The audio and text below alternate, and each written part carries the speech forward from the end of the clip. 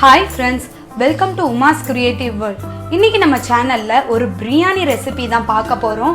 இதுவரைக்கும் நம்ம சேனல்ல வெஜிடபிள் பிரியாணி, சிக்கன் பிரியாணி பார்த்திருப்பீங்க. இப்போ நம்ம பார்க்க போறது ஃபிஷ் பிரியாணி. இந்த ஃபிஷ் பிரியாணி செய்யறது எப்படின்னு தான் நான் இந்த வீடியோல சொல்ல போறேன். இதுவரைக்கும் நம்ம வீடியோல நம்ம செய்யற ரெசிபியோட இன்கிரிடியன்ட் எல்லாமே நான் ஃபர்ஸ்ட் டிஸ்ப்ளே பண்ணிட்டு எவ்வளவு குவாண்டிட்டி எடுத்திருக்கேன்னு சொல்லிட்டு அதுக்கப்புறம் தான் நான் செய்வேன். ஆனால் இந்த ஃபிஷ் பிரியாணிக்கு மட்டும் நான் அந்த மாதிரி செய்யலை. ஏன்னா உங்களுக்கு கன்ஃபியூஸ் ஆகிடக்கூடாதுங்கிறதுக்காக நான் பேட்சாக நான் செஞ்சு காணிக்க போகிறேன். நான் செய்கிற பேட்சுக்கு தேவையான பொருட்களை நான் அந்த டைமில் உங்களுக்கு எவ்வளோ குவான்டிட்டி எடுத்திருக்கேன்றதை சொல்லி நான் செய்கிறேன். ஸோ அதனால் இந்த வீடியோவை நீங்கள் ஸ்கிப் பண்ணாமல் ஃபஸ்ட்லேருந்து லாஸ்ட் வரைக்கும் பாருங்கள். அப்போ தான் உங்களுக்கு இந்த ஃபிஷ் பிரியாணி எப்படி செய்கிறதுன்னு உங்களுக்கு கிளியராக புரியும். ஃபஸ்ட்டு வந்து இந்த பிரியாணி செய்கிறதுக்கு ஃபிஷ்ஷை வந்து மேரினேட் பண்ணி ஃப்ரை பண்ணி எடுத்து வச்சுக்க போகிறோம். இந்த ஃபிஷ் வேணாலும் எடுத்துக்கோங்க. நான் ஷீலா ஃபிஷ் எடுத்திருக்கேன். இந்த ஃபிஷ்ஷை மேரினேட் பண்ணுறதுக்காக நான் ஒரு 1/2 டீஸ்பூன் மஞ்சத்தூள், 2 டீஸ்பூன் மிளகாய்த்தூள், அதுக்கப்புறம் தேவையான அளவு உப்பு இதெல்லாம் எடுத்து வச்சுருக்கேன். இதை வந்து நான் ஆட் பண்ணி நல்லா மேரினேட் பண்ண போகிறோம். ஃபிஷ்ஷை வந்து மேரினேட் பண்ணியாச்சு. இந்த ஃபிஷ்ஷை வந்து ஒரு 15 மினிட்ஸ் வந்து ஊற வைக்க போகிறோம். ஃப்ரிட்ஜில் வச்சுக்கோங்க. அதுக்கப்புறமா ஒரு 15 மினிட்ஸ்க்கு அப்புறமா இதை வந்து தேங்காய் எண்ணெயில் ஃப்ரை பண்ணி எடுங்க. அப்போது அந்த தேங்காய் எண்ணெயில் ஃப்ரை பண்ணும்போது இந்த பிரியாணியோட டேஸ்ட் வந்து ரொம்ப டிஃப்ரெண்ட்டாக சூப்பராக இருக்கும். அதனால தான் நான் ஸ்பெசிஃபிக்காக சொல்கிறேன். தேங்காய் எண்ணெயை ஊற்றி ஃப்ரை பண்ணி எடுத்து வச்சுக்கோங்க. இல்லை உங்களுக்கு தேங்காய் எண்ணெய் பிடிக்கல அப்படின்னா நீங்கள் ரெகுலராக எந்த எண்ணெயில் ஃப்ரை பண்ணி எடுப்பீங்களோ எடுத்து வச்சுக்கோங்க. இப்போ பிரியாணி செய்கிறதுக்கு தேவையான பொருட்கள் என்னென்னு நான் சொல்ல போகிறேன். அதுக்கு நான் 2.5 கப் பாஸ்மதி ரைஸை க்ளீன் பண்ணி ஒரு 20 நிமிஷம் தண்ணியில் சோக் பண்ணி எடுத்து வச்சுருக்கேன். கொஞ்சம் கொத்தமல்லி, புதினா எடுத்து வச்சுருக்கோம். ஒரு 5 மீடியம் சைஸ் வெங்காயத்தை ஃபைனாக சாப் பண்ணி எடுத்து வச்சுருக்கோம். ஒரு 3 தக்காளியை சாப் பண்ணி எடுத்து வச்சுருக்கோம். 1/2 டீஸ்பூன் மஞ்சத்தூள், 2 டீஸ்பூன் மல்லித்தூள், 1 டீஸ்பூன் மிளகாய்த்தூள், அதுக்கப்புறமா பட்டை, கிராம்பு, ஏலக்காய், பிரியாணி இலை, ஸ்டார் இதெல்லாம் எடுத்து வச்சுருக்கோம். அதுக்கப்புறம் கொஞ்சம் தேங்காவை பால் எடுத்து வச்சுருக்கோம். வந்து 5 கப் வர மாதிரி நான் தண்ணியில் டைல்யூட் பண்ணி எடுத்து வச்சுருக்கேன். இதுதான் பிரியாணி செய்கிறதுக்கு தேவையான பொருட்கள். வாங்க இது எப்படி செய்யலான்னு பார்க்கலாம். பிரியாணி ஸ்டார்ட் பண்ணுறதுக்கு முன்னாடி ஃபிஷ்ஷை ஃப்ரை பண்ணி எடுத்து வச்சாச்சு. இப்போ இந்த பேனில் நான் 2 டேபிள் ஸ்பூன் நெய் ஆட் பண்ண போகிறேன். நெய் கூடயே நான் வந்து 1 டேபிள் ஸ்பூன் எண்ணெய் ஆட் பண்ண போகிறேன். எண்ணெய் சூடானதுக்கப்புறமா இந்த மசாலாவை எல்லாத்தையும் ஆட் பண்ணிடலாம். பட்டை, கிராம்பு, ஏலக்காய் எல்லாத்தையும். இப்போ நம்ம சாப் பண்ணி வச்சிருக்க வெங்காயத்தை ஆட் பண்ண போகிறோம். வெங்காயம் நல்லா வதங்கணும். இப்போ இந்த டைம்ல நம்ம இந்த பிரியாணிக்கு தேவையான மசாலாவை அரைச்சி எடுத்துக்க போகிறோம். இப்போ பிரியாணிக்கு தேவையான மசாலாவை அரைச்சி எடுத்து வச்சுக்க போகிறோம். அதுக்கு தேவையான பொருட்கள் என்னென்னா ஒரு சின்ன பீஸ் இஞ்சியை கட் பண்ணி எடுத்து வச்சுருக்கேன். ஒரு 7லேருந்து 8 பூண்டு உரிச்சு எடுத்து வச்சுருக்கேன். 3 பச்சை மிளகா, 3 காஞ்ச மிளகா எடுத்து வச்சுருக்கேன். 2 டேபிள் ஸ்பூன் தேங்காய் எடுத்து வச்சுருக்கேன்.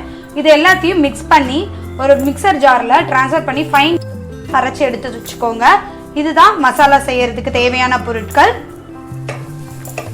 வெங்காயம் நல்லா வதங்கிருச்சு. இந்த ஸ்டேஜில் நம்ம அரைச்சி வச்சுருக்க இந்த மசாலா பேஸ்ட்டை வந்து ஆட் பண்ண போகிறோம். மசாலா ஆட் பண்ணதுக்கு அப்புறமா ஒரு 2 நிமிஷம் நல்லா குக் பண்ணிக்கோங்க. அப்பதான் அந்த பச்சை வாசனை எல்லாம் போகும்.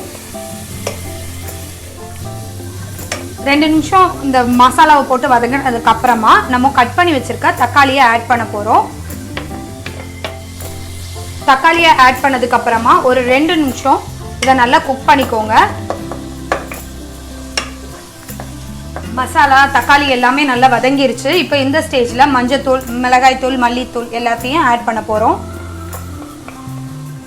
இது கூடயே நான் ஒரு கை அளவு கொத்தமல்லி, புதினாவை ஆட் பண்ண போகிறேன்.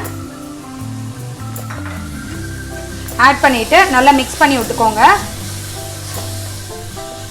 மிக்ஸ் பண்ணிவிட்டு இந்த மசாலாவோட பச்சை வாசனை போகிற வரைக்கும் நல்லா குக் பண்ணிக்கோங்க. இப்போ இந்த டிஷ்ஷுக்கு தேவையான அளவு சால்ட்டை ஆட் பண்ண போகிறோம். நம்ம ஏற்கனவே ஃபிஷ் ஃப்ரை பண்ணி வச்சுருந்தோம்ல, அதுலேயும் கொஞ்சம் சால்ட் இருக்கும். ஸோ அதுக்கேற்ற மாதிரி ஆட் பண்ணிக்கோங்க.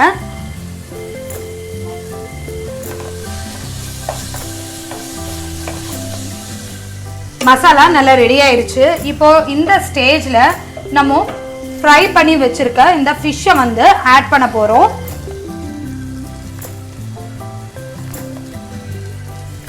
ஃபிஷ் எல்லாம் ஆட் பண்ணதுக்கு அப்புறமா பார்த்து மெதுவா மிக்ஸ் பண்ணி விடணும். ஏன்னா ஃபிஷ் எதுவும் உடையாம பார்த்துக்கோங்க மிக்ஸ் பண்ணும்போது. இப்போ வந்து பாஸ்மதி ரைஸை வந்து ஆட் பண்ண போறோம்.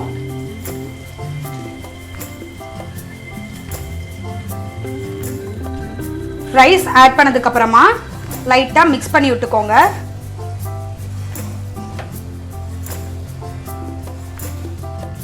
ரைஸை மிக்ஸ் பண்ணி விட்டதுக்கு அப்புறமா நம்ம தேங்காய் பால் எடுத்து வச்சிருக்கோம்ல, அதை வந்து மெஷர்மெண்ட் பண்ணி எடுத்து வச்சிருக்கேன். அதை நான் இப்போ ஆட் பண்ண போறேன்.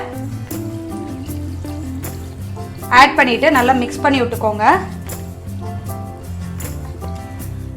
மிக்ஸ் பண்ணி விட்டதுக்கு அப்புறமா கொஞ்சம் லைட்டா கொத்தமல்லி புதினாவை மேல தூவி விட்டுறலாம்.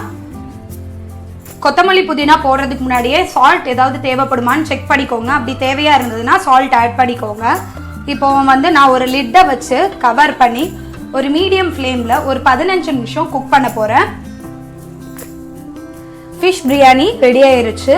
15 மினிட்ஸ் முடிஞ்சிருச்சு. 5 மினிட்ஸ் பிரேக் விட்டுட்டு அதுக்கப்புறமா ஓபன் பண்ண போறோம்.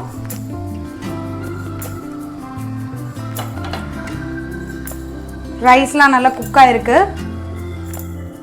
ரைஸ் எதுவும் பிரேக் ஆகாம ஃபிஷ்ஷும் உடையாம லைட்டா கிண்டி விட்டுக்கோங்க. ஃபிஷ் பிரியாணியை பிளேட்டில் ட்ரான்ஸ்ஃபர் பண்ணியாச்சு. இந்த பிரியாணியோட இன்க்ரீடியன்ட் எல்லாமே டிஸ்கிரிப்ஷனில் மென்ஷன் பண்ணியிருக்கோம், போய் செக் பண்ணிக்கோங்க. இந்த டேஸ்டியான பிரியாணியை நீங்கள் வீட்டில் கண்டிப்பாக செஞ்சு பாருங்கள். எப்படி வந்திருக்குன்னு எனக்கு கமெண்டில் தெரிவிங்க. இந்த வீடியோ உங்களுக்கு பிடிச்சிருந்தா கண்டிப்பாக லைக் பண்ணுங்கள், ஷேர் பண்ணுங்கள், மறக்காமல் எங்கள் சேனலை சப்ஸ்கிரைப் பண்ணுங்கள். இதே மாதிரி இன்னொரு ரெசிபியோடு உங்களை மீண்டும் சந்திக்கிறேன். அது வரைக்கும் டேக் கேர், பாய்.